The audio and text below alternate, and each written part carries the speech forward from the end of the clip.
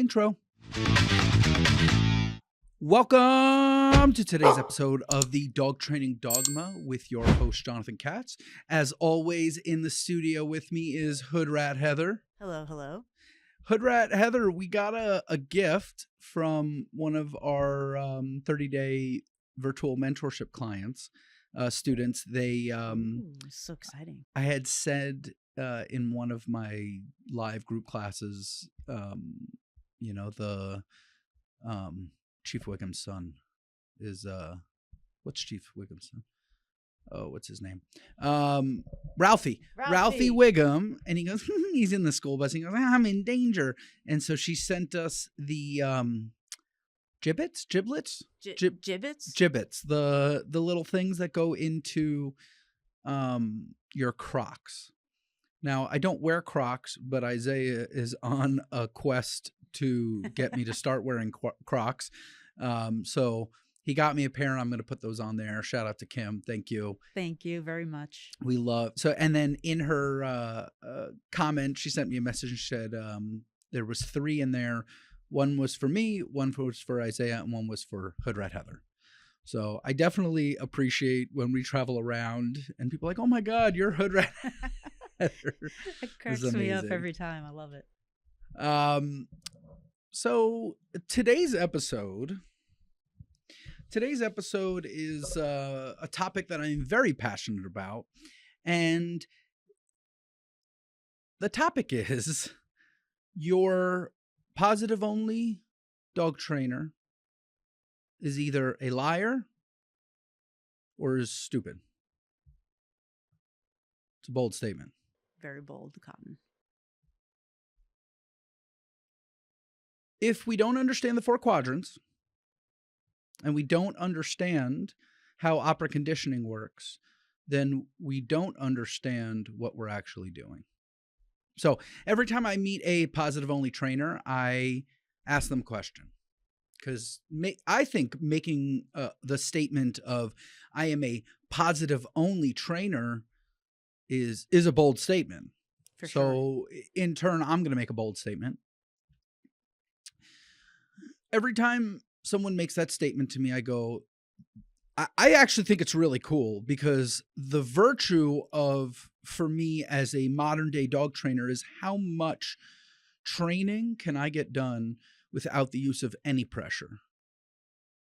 But here's the deal. With positive reinforcement comes negative punishment.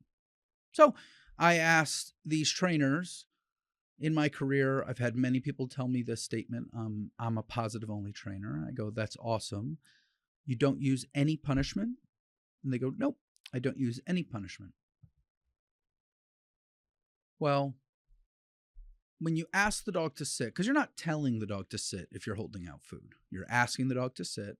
If I ask the dog to sit and the dog doesn't sit, you still give the dog the cookie? And they go, no, I withhold the cookie. That's negative punishment.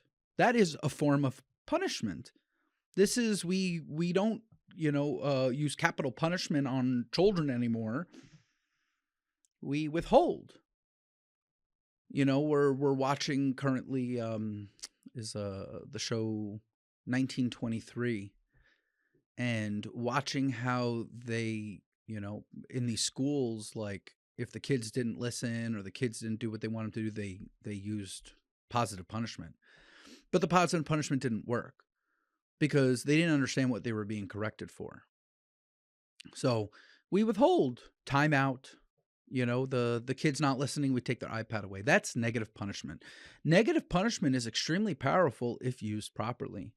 Negative punishment is the quadrant that I am currently, and for the past few years, have been obsessed with. How can I train a dog with nothing? How can I train a dog with withholding? My answer in the past for a dog not wanting to pay attention to the handler under distraction was put more pressure on the dog. Add more negative reinforcement, add more positive punishment. Now my answer is wait the dog out. If the dog doesn't want to, you bring the dog out to do bite work and the dog doesn't want to pay attention to you, all the dog wants to do is bite. instead of getting into a fight with the dog, just put the dog away. Put the dog back in the crate. Leave the dog. Go back to training. Ignore the lack of emotion. It's like when your parent was angry at you and they would like visibly be, showing their anger, or the parent that was like, I'm so angry at you that I can't even talk to you right now. And you're like, just talk to me. Just tell me something. Are you okay? It's negative punishment is extremely powerful. So if we want to be positive only trainers, we technically have to have the dog off leash. We technically have to allow the dog to do whatever they want if we're going to single out a singular quadrant. Because to me, what is balanced dog training? Balanced dog training is the use of all 4 quadrants. If you are using all 4 quadrants, you are a balanced dog trainer. You could say I'm a positive only trainer by way of the quadrants that I only use positive reinforcement and positive punishment. And I don't use negative reinforcement. I don't use negative punishment, and that's okay. But all of the dog trainers that are referring to themselves as positive only trainers, they are trying to say that they only use positive reinforcement. Positive reinforcement is the application, adding something that the dog perceives as desirable to increase the likelihood of a behavior. I've also seen some very outspoken positive only trainers give leash corrections. A leash correction on a harness on a soft dog, it could crumple them. A leash pop on a harness with our working dogs activates them. You don't dictate how the dog feels, the dog dictates how they feel. I constitute animal cruelty depending on how does the dog feel about the stimuli that's being provided. If you tell the dog, no, bad girl, and the dog crumples and cowards, to me that's cruel. Why would that dog warrant that level of a correction that you just broke their soul? My dog Lion, if I go, no, stop it, and he's like, tell me more, I love it. Different dogs have different temperaments. There is such a broad scale. You couldn't even say from 1 to 10. There are thousands of different temperaments that I have met over my career, different types of dogs. The worst type of dog to train, the hardest type, is stubborn sensitive. They don't want to listen, yet when you make them listen, they get sensitive about it. It's harder to train a smart dog than it is to train an easy dog. When I go and work with pet clients and I'm like, your dog is really smart. And they're like, yeah, they're going to learn fast. And I go, yeah, but they're going to learn bad behaviors fast too. They're going to pick up your bad habits also. When we live by ourselves, singular as adults, we can be in direct control of our own behaviors and how it affects others. When you decide to, be a parent or own a dog, like, you have to be a direct role model for these, children or dogs. What am I allowing? What am I not allowing? In our multi-dog households, we crate and rotate to control the, possibility of mistakes happening, to control the excitement level in the house. Because if I let all 6 of my dogs out at the same time, I'd have, it would just be Royal Rumble in the house because they're not used to all of that. They're used to 2 by 2.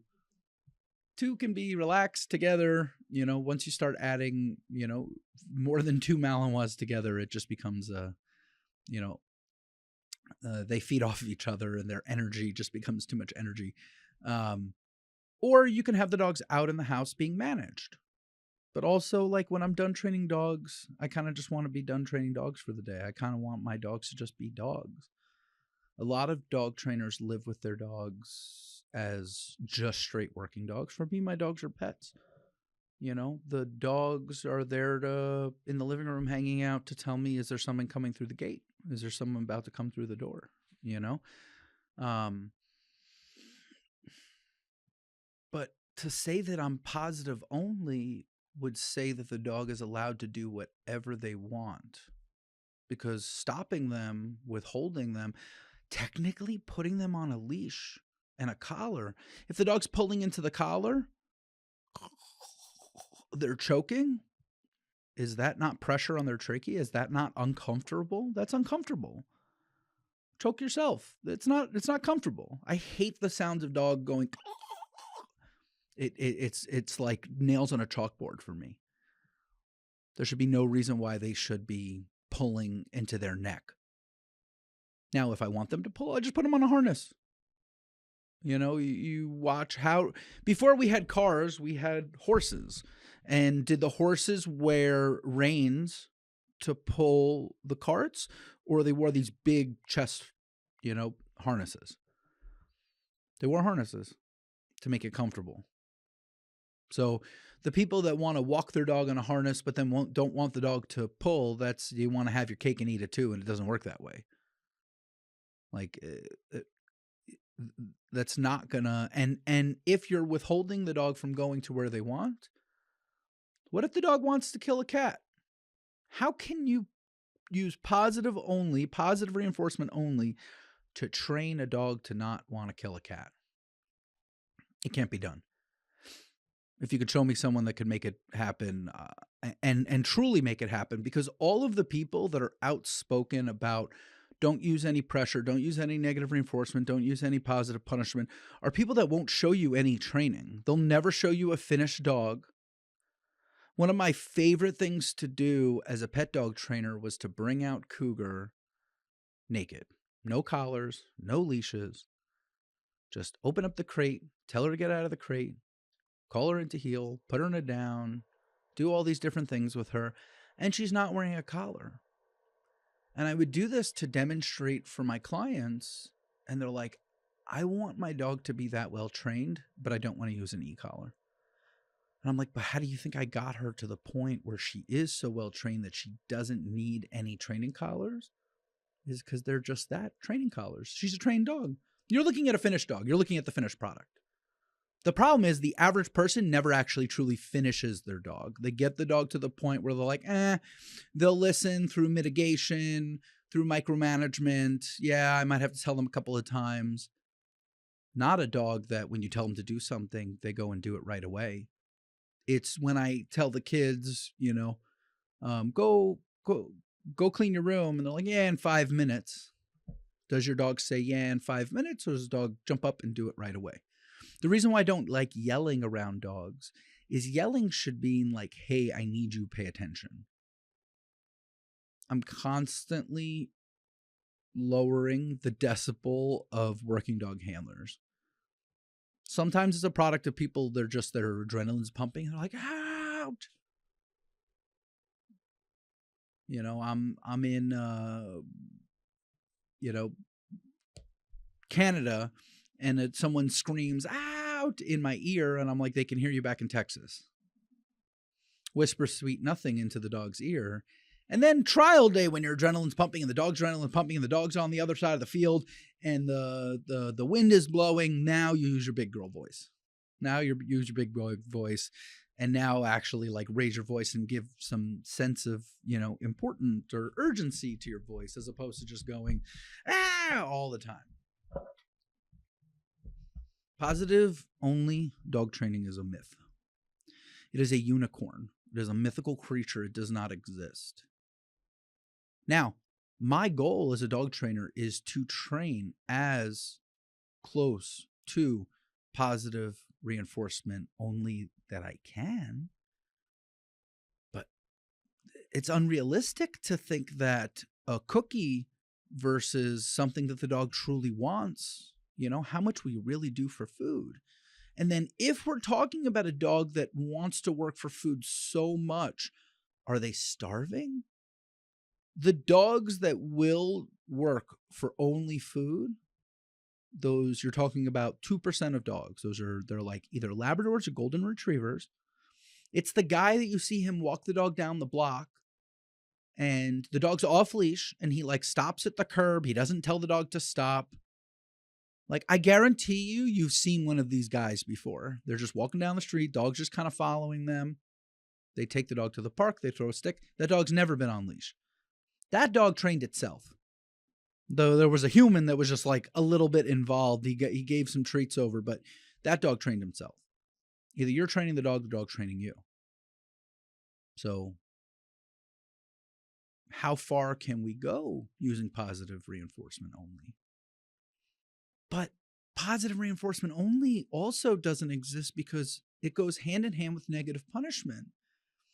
If I'm luring the dog and the dog doesn't follow my lure, I'm not going to reward the dog for that. If the dog doesn't want my food, is it also then negative punishment? You could say the act of working is a lot of fun and putting the dog away would be negative punishment. But if I go out and the dog's like, ooh, I want to eat that squirrel, and I'm like, here's a cookie, it kind of tastes like squirrel, and you're like, the dog's like, no, it doesn't taste like squirrel because I want living squirrel because that's more fun. Conflicting motivators denote that we need a certain extent of negative reinforcement and positive punishment as part of our system, as part of our communication, as part of our language. There has to be balance, yin and yang. You're telling me that the people that are out there and they're like, well, I work out 2 hours a day and I watch every single calorie I eat, and then all of these different things to live the healthiest lifestyle that they can. To me, that would just be another drug, another obsession. Are they truly living their life, or they're living their life for like, that's what makes them happy? What makes the dog happy? What makes the dog happy? So if we're using positive reinforcement only, I would say we have to only give the dog and allow the dog to do what makes them happy, what they enjoy, what they find desirable. If we withhold, that's negative punishment. We are no longer positive only trainers. What did people call, like, what did trainers call themselves before there was such thing as positive or balanced trainers? I would say balanced trainers came from all of the trainers calling themselves positive only trainers, and all of the trainers that are using all 4 of the quadrants said, how do we describe ourselves? Okay, balance. The balance is in the positive and in the negative, in the reinforcers and in the punishers. The most common mistake that I see in dog training today is people that mix up negative reinforcement and positive punishment. All the people that tell me that negative reinforcement doesn't work. And I'm like, what do you mean it doesn't work? They're like, well, when I stop tapping the button, the dog stops doing it. I go, but did you teach the dog to beat it? Did you teach the dog that if you tell them to do something, you're going to reinforce it, and so that the quicker that they do it, the quicker that the pressure turns off? Life is a combination of negative reinforcement into positive reinforcement. I have I don't like wearing shoes, but I have to wear shoes. So at the end of the day, when I come home and I take my shoes off, that's the relief of pressure. Wearing shoes is negative reinforcement. The only way to get it to turn off is to finish the day. When the day is finished, I get to take my shoes off. To think that the dog can live their life with absolutely no pressure, I think that's kind of ridiculous, because there's going to be hardship. What about 2 older dogs that are a bonded pair and then one of the dogs passes away?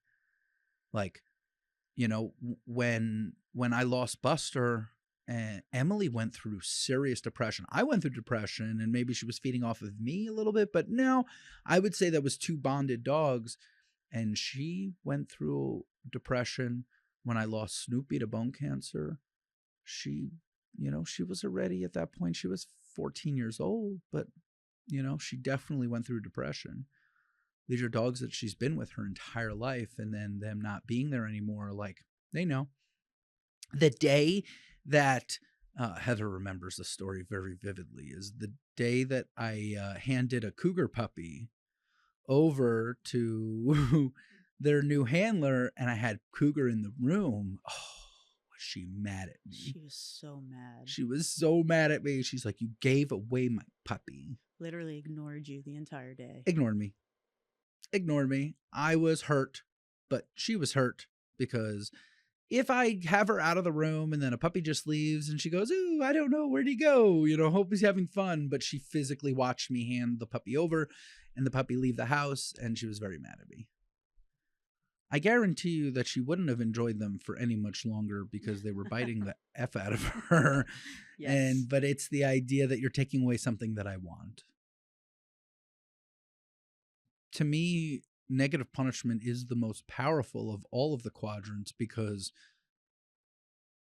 it's really what should motivate us is like just doing life, getting out of bed, doing the things that we need to do. You know, all of these things are important. And in return, when we do these things, like good things happen, good vibes happen, money happens, you know, good relationship happen, but you have to work towards them. Now, telling an introvert that like, oh, well, you have to go and get outside and meet people, like the going outside would be pressure. The staying inside your house would be the alleviation of the pressure. So different drives, different motivations. You can't tell the dog how to feel. The dog tells you how they feel. And the best dog trainers in the world can read dogs' body language, can read how dogs are feeling, and can read the dog's mind. I can't tell you how many times I've been like working with clients or giving seminars and I'm telling people, tap. Now, when I say for the people to tap the button, the dog's still technically doing what they're supposed to be doing. But the second that I say tap, the split second later, the dog now dropped their head or forged forward or did something, broke their stay. And it's like, man, how can I predict the future? I can't predict the future. It's predictable behavior. And the dog is going to show you a behavior, but it's a micro behavior right before they actually perform that behavior. It's the kid looking at the cookie jar and you going, hey, you can't have a cookie. And they're like, I didn't even ask for one. I can see you looking at it. I can see you thinking about it. Once the dog believes that we can predict the future and we can actually read their thoughts, they're going to look to you for permission. They're going to look to you for guidance because that's all that it is. That's all dog training is just guiding the dog through life. We decide to take these animals into our homes, into captivity, and, you know, like keep them close to us. I have 2 Malinois that sleep on my bed. I am Halle Berry. I don't look like Halle Berry, but I feel like Halle Berry, right? You know, to me, it's my dogs are part of my family. My dogs live with me, but they have to learn right from wrong. They can't just go through life, you know, just expecting they can do whatever they want because they're not going to make good decisions. It'd be like raising a child the same way. If my parents did not give me rules and boundaries, I definitely would not be alive today talking to you guys. 100%. I definitely would have done something super stupid that I did not understand the ramifications of. The example I always use is chasing my ball into the street. If you chase your ball into the street and a car hits you, the car can kill you. That ball is not really that important. But even as a child, your prey drive kicks in and it's like, ooh, got to chase my ball. We have to listen to our parents of like, hey, you can play right here, but don't, if your ball goes into the street, you get an adult. Because an adult is smart enough to look both ways, see if anyone's coming before they go and retrieve the ball. Right? Teaching the dog right from wrong is our job. It's our, you know, duty by being a dog owner. The average pet dog owner really only cares about how much they require the dog to do by way of what is expected out of that animal. Does the dog just naturally behave? Does the dog, you know, how many people call you, the average dog trainer, How many calls do you get that are like preemptive calls of, hey, I'm looking to get a dog, either from this rescue group or from this breeder or a certain breed? Perfect. Bringing your dog trainer with you to the breeder or to the shelter. There's some finesse that has to be done involved because most breeders are trainers and most shelters have their own trainer, so the people get territorial. But bringing your dog trainer with you is like bringing a lawyer to court. They're on your side. I was with a student to go get it was Dogo Argentino, and his father was getting a dogo at the same time from the same litter.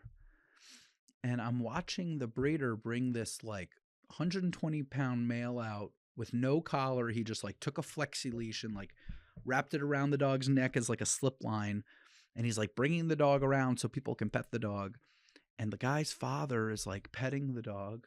And I'm just like standing back watching all of this unfold, going like, not my pony, not my rodeo. What is it?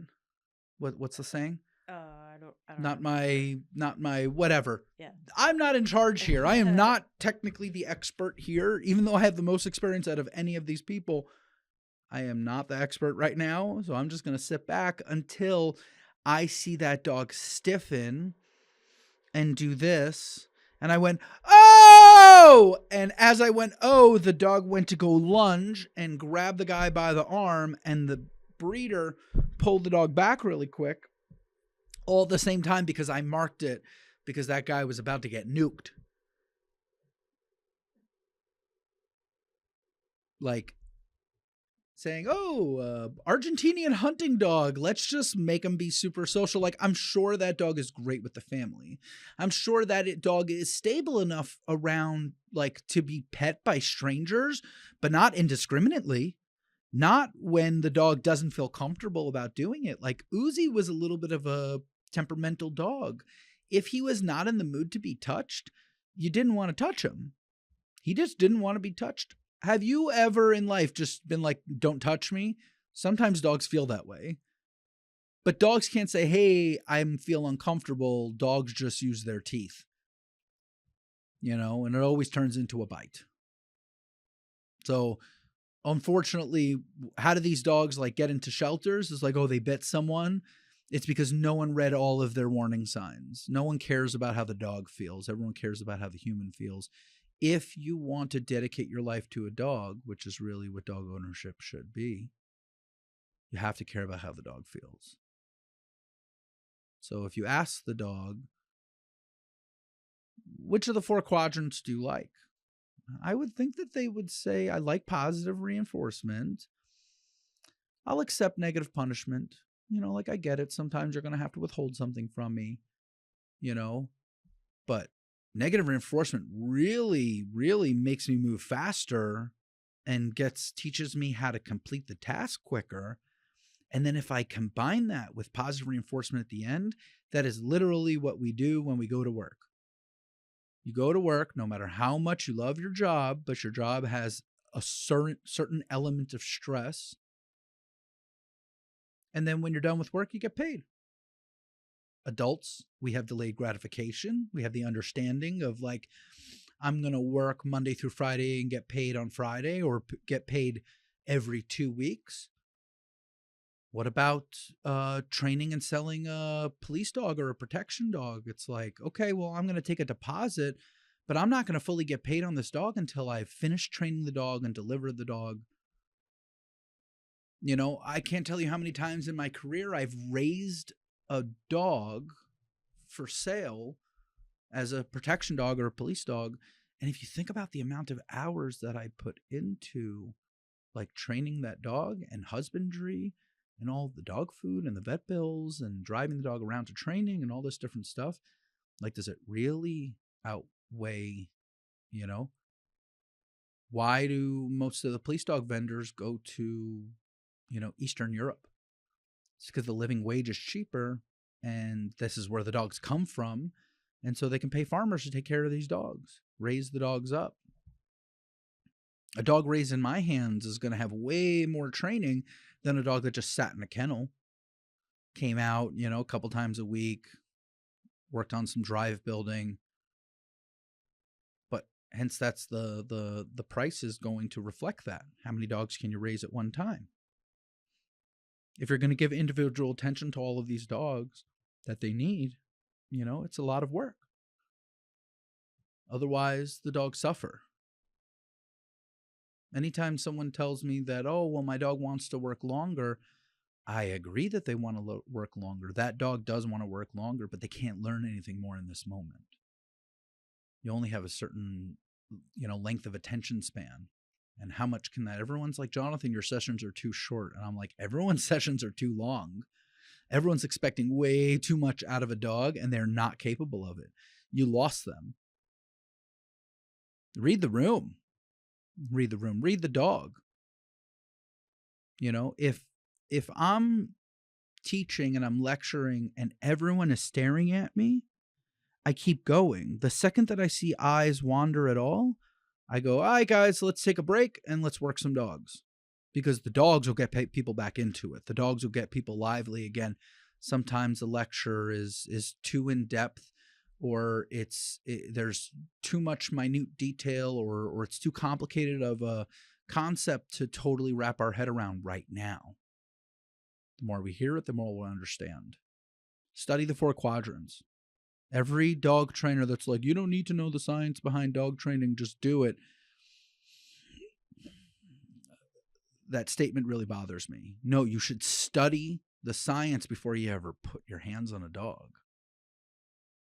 Like, you should really understand how a dog's brain works before you can then try to figure out how that individual, the dog, and training the dog in front of us, how that dog's brain works. Think about how you defined yourself. How do you define yourself as a dog trainer? I define myself as a balanced dog trainer because I use all 4 quadrants. You want to get into greater detail from that? We can definitely do that. But as just a broad general description of myself,